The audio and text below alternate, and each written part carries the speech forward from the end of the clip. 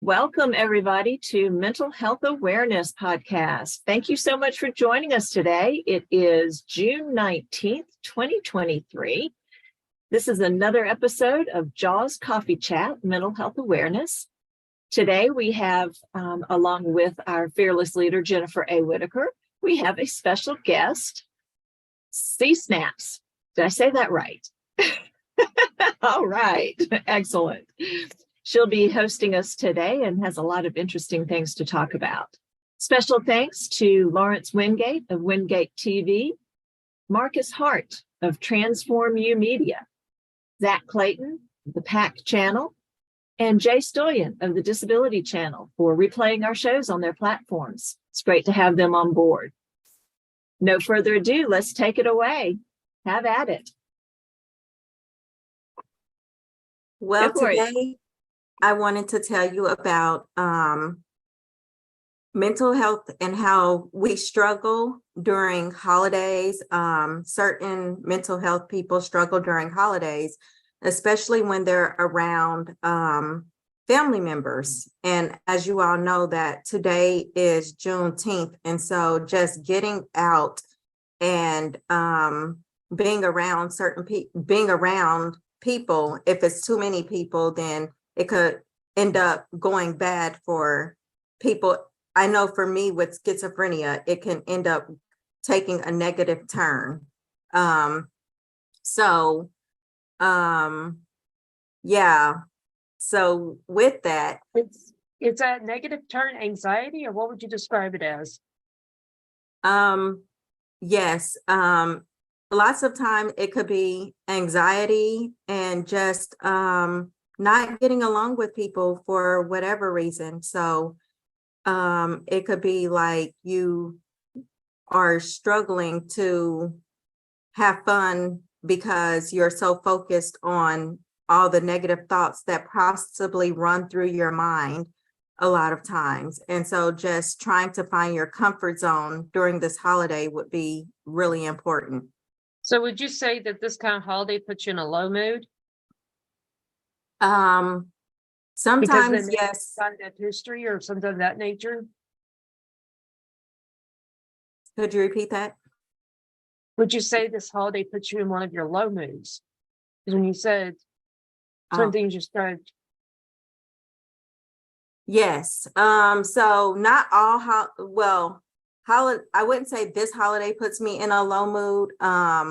Just you have to try to find your balance, especially with festivals going on and things like that. And of course, you want to be a part of it. And so you definitely want to go and enjoy yourself. But I guess ways that you can do that without struggling is just to make sure that you're having a good time and focus not on and just trying to be around people, focus on the environment and make sure you're using your senses and not just your five senses and not just focusing on the struggle that's going on inside of you. So I hear you saying focus on the positive of what's going on. Yes. So that you can, if you're focusing on the positive, then you'll less likely slip into your negative thoughts and things like that that you struggle with. And so I just wanted to bring that up for anybody who is going through like a struggle during this holiday season, as far as Juneteenth goes. And then our topic for today is homelessness. And so with homelessness, I wanted to just touch bases on, just give you some facts about homelessness and then break it down to like where people are, where we find that in the mental health community and how it shows and it plays in our daily life. So there are, according to today's home owners, there are the national homelessness facts for 2023 are globally 1.6 billion people live in inadequate housing. And then in America alone, 582,462 individuals are experiencing homelessness. With that being said, there are many ways for people to become homeless. And I know a lot of times people who are homeless get stereotyped about what they're about being on the streets.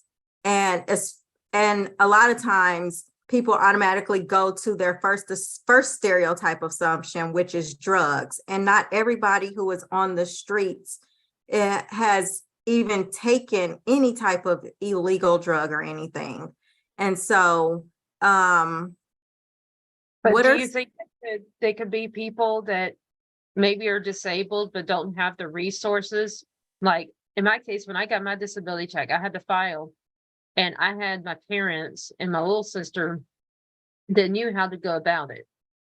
And they also were there by my side doing the paperwork and talking to the judge. So do you think some of these people, maybe they're disabled, even if it's not drugs, but they're special needs and they don't have the Right. resources or not the family to help?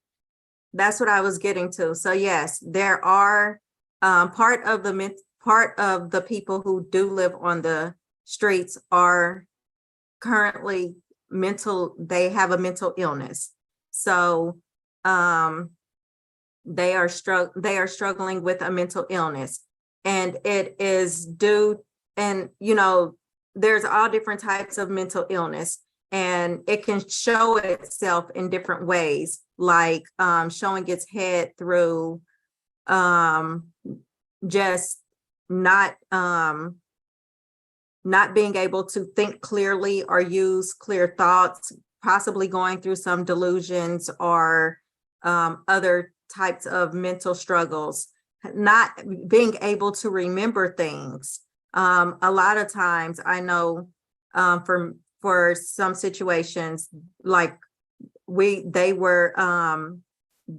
got stuck out on the streets and were struggling with mental health, because when you go through a mental health crisis, people don't realize when you walk into work and then they suddenly tell you you don't have a job, then you've just lost everything. And so if you can't recover, right, if you don't have a savings to recover or even the ability to think how you can recover, then you'll end up homeless within less than a couple of months.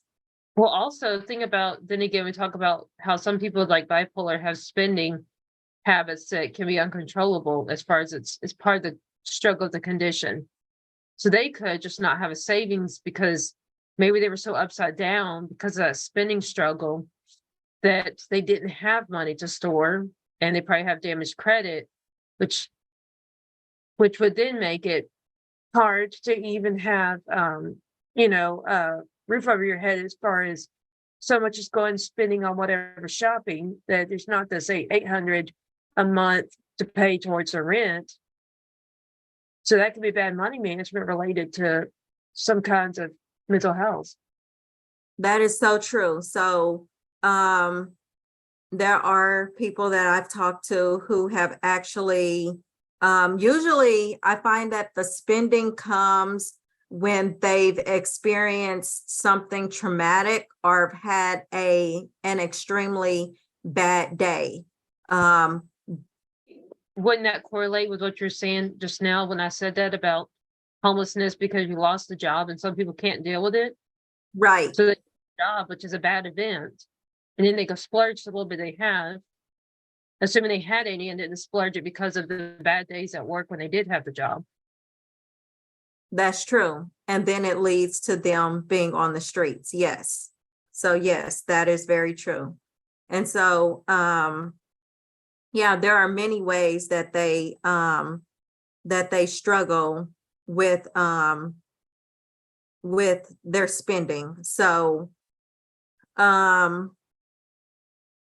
and when they So there, like I said, I know someone who spends a lot, and a lot of times if they do have a family, then the family kind of tries to control their spending so that they won't end up in a bad situation. But in doing that, it could also hinder them from what they're going through. Well, also, there's another side, which is that sometimes the family doesn't understand that it's a condition and what they're going through. So even if the family's not being quote controlling, you're trying to manage the person's money, and the person thinks that the family is against them instead of trying to help them, which is all about the perception that has to do with the episode of whichever condition, and it misplacing the way the person with the illness perceives reality. That's true, right? It changes their perspective of reality.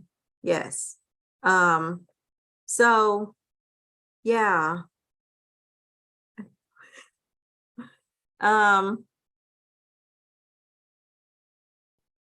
So do you know a hotline or something for those that are homeless? Is there any kind of national hotline or anything you can look up and share with our listeners if maybe they have a mental illness and are risking becoming homeless, or maybe they already are and somehow happen to have a cell phone? Okay, actually, I did not look that up, but I do know that they do have hotlines for everything. I just found one that is, it's 800-569-4287. And that's for anybody who may be homeless to get access to resources to try to get housing, including if you are disabled and on disability, then you can also go there to find resources to Section 8, housing vouchers, HUD programs in different cities that are near you or towns, as well as different housing like HUD related to counties and so forth that are involved in different local government officials that are always gathering more and more taxes to build more and more homes for those who otherwise cannot afford housing.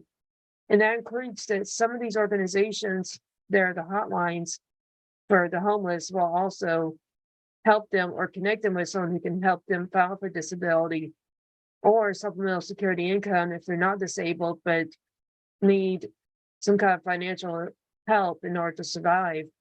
And then they'll resource them to find other things like food stamps, which is actually called SNAP, S-N-A-P as in Paul, and other resources that can help them get the basic necessities.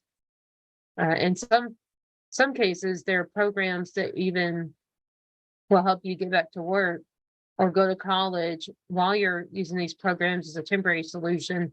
So then you can be on your own 2 feet with some kind of gainful living, some kind of sustainable income from whatever job you end up getting after going to college, or just getting help with job placement because of skills you already have and just didn't have the opportunity to, or resources to find and seek that job. A correction on that phone number. It's actually 800-535-7252. 800-535-7252. And please use the number. They say only about 60% of people actually go out and get help. So make What sure. about a website? What about a website? Is there a website or somewhere they can fill out a form or anything? If it's somebody who has internet and is doing it on behalf of a loved one? So I know most states have a if you go through like Section 8 or something, each state has its own website. So you just have to look it up per state. And they do have what is called emergency housing per state. So not one in particular.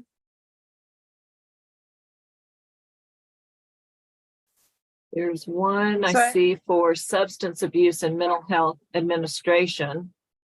It's www.samhsa.gov. And from what I'm seeing, like for North Carolina, where I am, for homeless shelters and emergency housing, you would go to the North Carolina Department of Health and Human Services. So that's ncdhhs.gov. So it would probably be similar for whatever state you're in. Like Texas would probably be, I don't know for sure, txdhhs.gov, that type of thing. Well, what probably easier is that they look up Health and Human Services for whatever state they live in, or that the loved Right. one is located in. So like for here, we could go for a Google search of Texas Health and Human Services. And in Raleigh, you could do North Carolina Health and Human Services as your keywords for a search on Exactly. Google. And then you'll find the one that's, as long as it ends in gov.gov, then it's actually the government program. But I will admit, you will find other companies where it's a .com or .edu or something. They'll be using those keywords for their marketing. So you want to make sure where you go has .gov when you do that Now- search. So I know a lot of times, like you can try the crisis numbers, like 988, and they also help you find help where, like with NAMI and things like that, they'll help you find the resources that you need a lot of times to get you back on your feet. And so when you're struggling with mental health. Do you know the number for NAMI? What to call? I just told you 988. Sorry. Oh, I thought that was your state one. So I Sorry. thought in Texas, if you don't know who to call or what number to call, you can call 211 to reach different departments that will help you get different resources. So I that's think, oh, sorry. I was going to say, so I thought that was what you were doing for Oklahoma. Do you know what that Oklahoma number is for all the resources? So the 988 is a national number, if I'm not mistaken. So it's for both. I think 211 is also national. So it's just, if you dial it, you should be able to get help with suicide, just a crisis line, and they'll connect you with people who can support you through your time of need.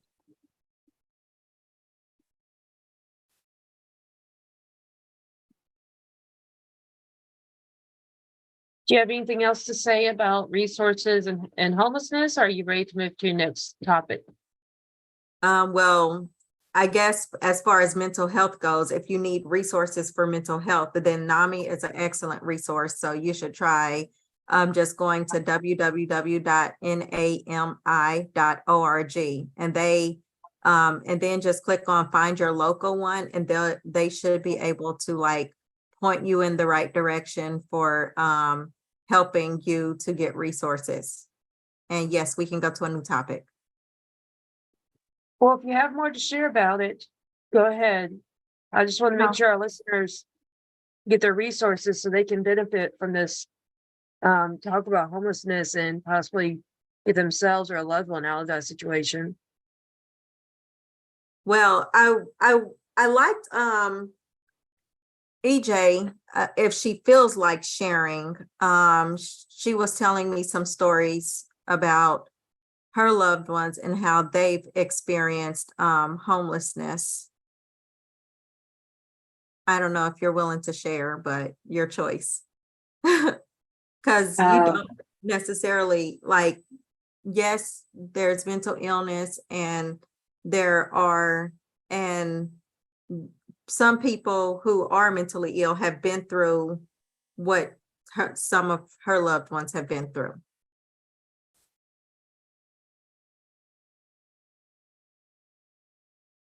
I honestly don't remember what we talked about. Okay, veterans, I know you were saying, because there are some veterans who are also mentally ill, who have also experienced homelessness. Right. I didn't, Spousal abuse. They're not necessarily people I know, but things I know in our area because we're very close to a military base. So there's some military people that could end up without housing. My husband, for one, when he first got out of the military, now I remember what we were talking about. When he first got out of the military, he was paying child support for twins, and that was pretty much his entire budget. So when he and I got together, I was putting food on credit card. So I continued to pay the rent, the electricity, the water, the phone, those type of expenses. And he started paying for all the food because that fit into his budget, and it allowed us to cope with, him first getting out of the military before he got a job and all of that. We have a housing development here that it's not a development, but it's a housing resource, I guess you would say, for those who are trying to get away from an abusive spouse and have absolutely no place to go. There's a couple, including one that's church-based, and they have some housing or room for people to stay at their church. There's also, see what else. Oh, if people are paycheck to paycheck, like you mentioned earlier, and suddenly they're without that paycheck and they're renting. And so within 30 days, they're out on the street because they have no way to pay the rent. Yeah, those were some of the things that I've come across. right, yeah. So, yeah, I just was saying that a lot of people have experienced these situations. And I really wanted to get more research and look these things up, and so to pass them on to others to do that. Yeah. And So to that tie they it can get into, help. and to tie it into mental health, when you lose a job, your whole brain just kind of goes sideways. It may not be a mental health illness, but it's definitely a mental health crisis. Well, let's have that. And Oh, sorry. yeah, There and has the been same with the mentally- military. When you get out of the military, it's a whole culture change, and your mental state is adjusted. It has to take time to adjust. There have been mentally ill people who have lost their job, Absolutely. have went through this whole process. Like, they wake up one day with nothing, and it's sad that them as a mentally ill person has to go through that. It's sad when people want to put them in jail because they're acting out, or because they're on the street and they have no place to go. Like, they can be on the street in the snow and by the grate, and they might not even know their own name, and a cop will go, "Hey, do you have somewhere to go? If not, can I take you to the police station?" You know what I mean? Mhm. Like, these are the situations that people have experienced. And my thing was just making people aware that not everybody on the street has to be stereotyped in a negative way. People on the street actually do need help. And you never know what person you may run into out on the streets. And Absolutely. there have been mentally ill people who have probably went to jail just because they could not remember anything. And so that's where I want to say that, yeah, sometimes they end up on the street, sometimes they end up in jail, but they don't end up, it's hard. So yeah. Definitely. There are people that end up in jail because of neurological conditions. Hmm.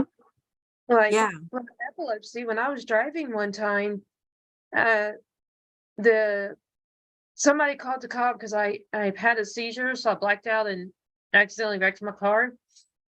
And somebody who's a passerby called 911. A police came and they assumed I was drunk without doing any breathalyzer. So they grabbed me by my neck and took me to jail, and I woke up in jail when I came out of that seizure. And That's that what I'm was the saying. mental health, but I was still health related. That when I'm unconscious and I'm laying on the ground, you know, how am I supposed to be responsible? And at the same time, if I was unconscious, how am I to remember anything, right? So there's even what she's talking about that applies to neurological. Like I've heard of a lot of people with Asperger's or hypertension autism, or even other ends of the spectrum with autism, that has such bad behavior that their people, their family, or whoever got too frustrated and overwhelmed with how heavy of a load they were to care for, that they actually put them on the streets. And so there's some of this that's a crossover between neurological, that's the physical abnormalities in the brain, and then the mental health, that's usually chemical difference. And like some of them, they show same symptoms, but they're different causes. That's so true. Yeah, that's why I just urge people to don't just assume the worst about the people that you see. Assume the best. And like you were saying earlier with the whole the bipolar and the money situation. I've had people tell me and come to me and they're like, I don't even know how to get out of this situation because they put themselves in debt. I spent $5,000 in a week, not me. But that's what they tell me, Mhm. that they've spent that much money in a week on credit card bill, not on credit, just buying stuff because these type of situations have put them in situations that they really don't know how to handle. Or like unaffordable not social sprees, but unaffordable shopping sprees. Yeah. They don't have the means for it, but they got the urge that's part of it. I know at least bipolar can cause that when you're in the mania. So whatever's their condition, it's still a very strong urge. And I think, Mayaka, you and I, how hard of a time we have just getting out of bed when our moods are low. Now, as hard as it is to where we'll spend days at a time laying there doing nothing, and maybe even trying to go back to sleep all day long, that how that strength, that severity would be with spending, it would be not having the money wouldn't mean you can't do it. I mean, like you shouldn't, but doesn't mean you can actually fight it. Yeah. Right. Sometimes you can't fight the urge to. Right. It's a very spend. strong force. Right. And you bring up living us getting out of bed. Yes, that is a struggle. So sometimes I know for me, I just give myself a total of 3 hours to get ready every morning. Yeah.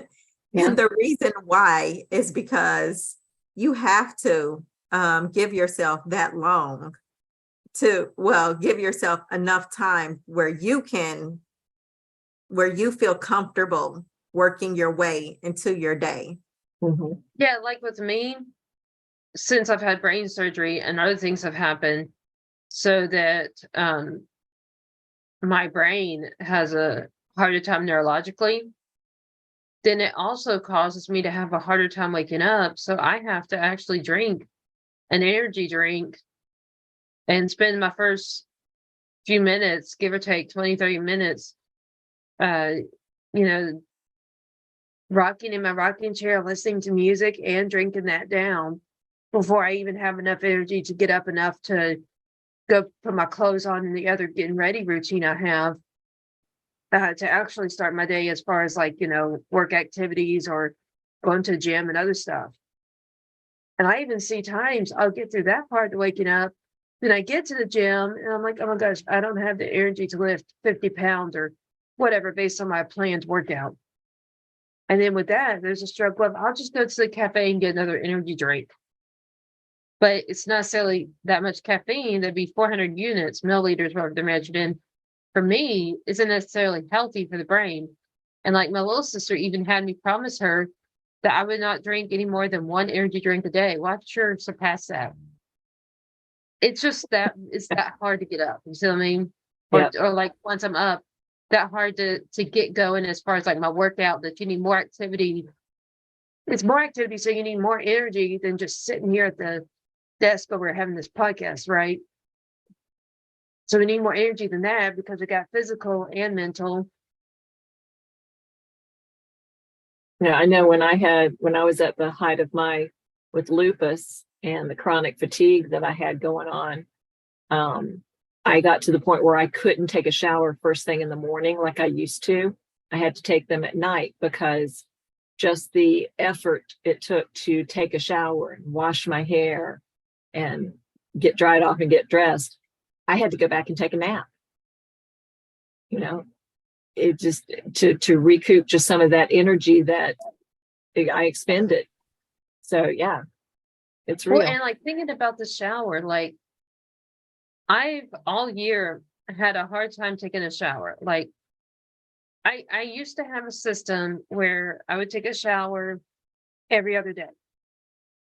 But then the days in between, I would wipe myself down with baby wipes to at least be somewhat clean. And then when this year came around, and you know how both of y'all know about different stuff I've been going through all year long, that's why it's been a really hard year for me. Mm-hmm. That it's been where it's hard to even get a shower once a week. And so many people don't understand, like, what I think is maybe depression I'm going through, but I haven't lost interest in, say, this activity of being on the podcast, but I've lost some drive of self-care. Mm-hmm.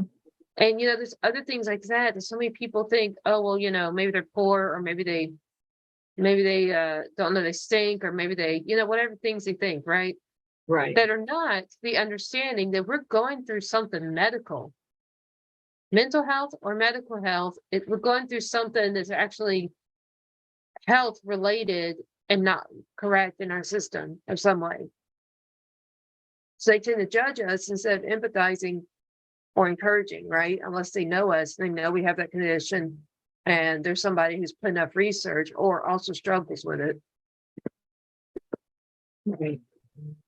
Yeah. I know a lot of times with the mental health, it's the medication that it kind of sedates you to where you can't do anything. And a lot of times, some doctors feel that it's necessary for you to be on a certain dosage just so that you can keep your mental health, but they don't think about the struggle it takes to just even walk. And so it's like, I don't know, from my experience, it was like, are you trying to make me a zombie to where I can't do anything ever? Like, is that why would I want to live on the earth like this? But it's since gotten better to where I'm not completely a zombie. And they've worked on changing some dosages. And so basically lowered the prescription and eventually changed the medication altogether to where it got better. But, not everybody gets that option, because after they hear my story, people say, I would have never taken you off of that medication. And so some mentally ill people are still possibly even stuck on medication that is not good for them. For their quality of life. Right. Or I was going to say, maybe it's not a good dose. Mm-hmm. Good medicine, but wrong dose. Yeah. Because Right. like, I know with my case, the struggle of basic stuff like taking a shower and cleaning up, like, we just had our maid come on Friday, but I neglected all the cleaning in between her visits. We usually only have her come once a month, and that's an entire month I didn't do any cleaning. Like, that's something more than just a not feeling good, Yeah. Like with me, I think that's depression I'm going through. Because I actually ended up that I tested positive for a new disease I have now. And this one I now have is deadly. So imagine that when you know that something that's right now killing your dad, liver disease and liver cancer, is now what you have. Not even 4 years old.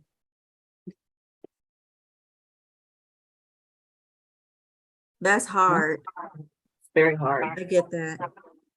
And a lot of times, I know for when you take this, when you're on these medications, they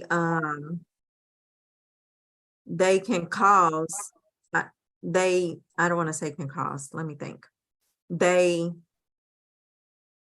I'll go back to my example, sorry, but you struggle with, like I couldn't walk. So I was on a walker and I was my grandmother could walk faster than me. No, that's a true story. It's So- true, sad, but it's funny to think of someone in their 30s or 20s, however old you were at the time, walking slower than somebody, say 60s, 70s, or whatever. It's funny, but in comedy, but not in reality. You know what I mean? Yeah. So I get that. So like these are struggles that most disabled people face, which is, it's a struggle to get out of bed. It's a struggle to try to do something with life. And then people, I'm not saying this is everybody's family, but some people's families feel, oh, well, you can do it. Or like if you have a mental episode and you suddenly go into mania, then they're like, well, you could cause all that damage, so you can figure this out, And so it tends to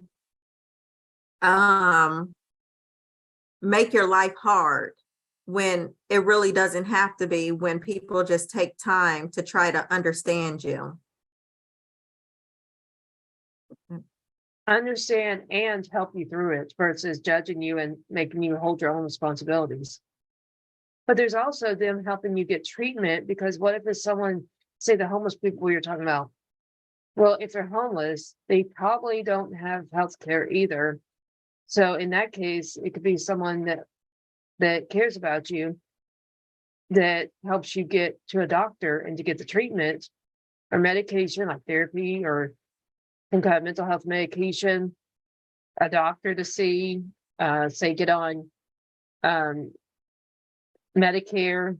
And so even if they can't work, they can have health insurance to have a means to pay for the doctor to continue to see them instead of just one time getting it and having a temporary good season, assuming that the medicine worked, but they couldn't afford it. Right. So going back to homelessness, I was going to say that's another thing related to homelessness is, getting them the access, because how many are like what we're talking about, they're homeless because of a mental illness that caused them to do something that wasn't wise. And they need a lift to get them back off the street and on medication so they don't mistakenly do whatever again. That's true.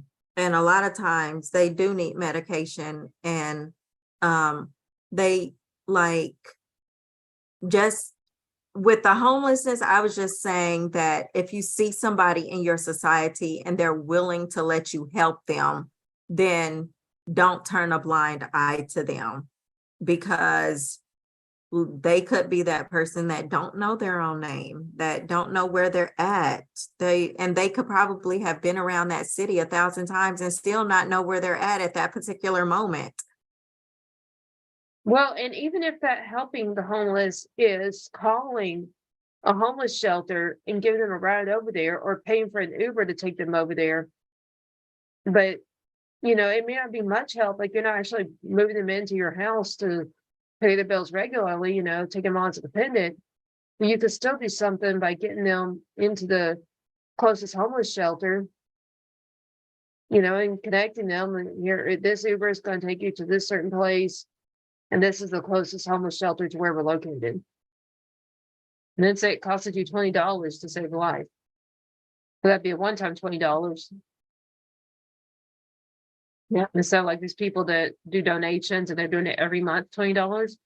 I mean, Right. so it's easier to do it one time to save a life like that than for someone like in my position to be regularly paying that out to somebody. Right. I would say, and I would never suggest taking them to your house, not unless they just show up at your front door. Yeah.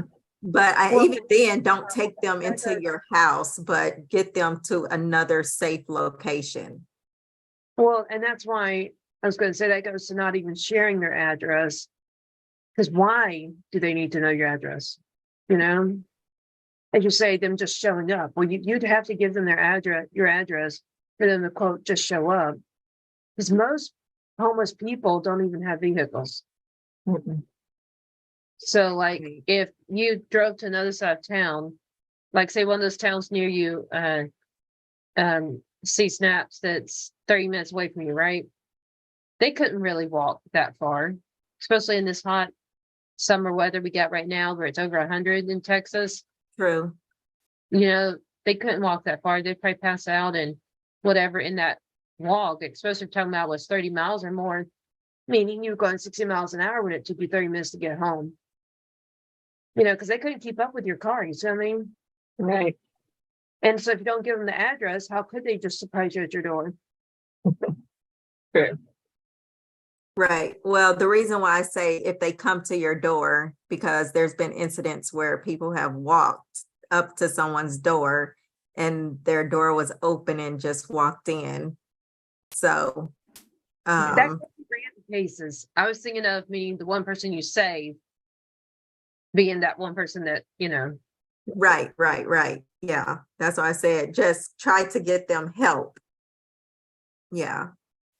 Well, ladies, this has been a very enlightening conversation. This has been amazing. We're so glad you could join us, CCAPs today. Snaps. Snaps. I was joking on It's a snap. snap. Yeah. So yeah. Any other announcements you want to make before we head out? Everybody stay tuned. Be sure to watch for the next mental health awareness. Soon you'll see Snap in pretty soon and be a regular host or co-host. But let's all welcome her and be sure to like, subscribe, and follow us and be sure to share. We also have some new shows starting in the works, and soon our books will be available through a certain resource, a certain person whose name I'll give away when he's ready, and he will be your contact to get books for a store or other business that wants them at wholesale prices to resell. Excellent. All right. Well, that is it for today for Mental Health Awareness with Jaws Coffee Chat. Thank you, Jennifer A. Whitaker. Thank you, C-Snaps. This has been great. Once again, special thanks to Lawrence Wingate of Wingate TV, Marcus Hart of Transform U Media, Zach Clayton, I'll get it out one of these days, Zach Clayton of the PAC Channel, and Jay Stoyan of the Disability Channel for replaying our shows on their platforms. Be sure to catch us again next week, same time, same place. That'll be June 26th.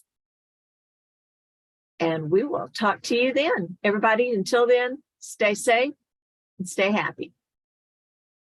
Have a productive and enjoyable week.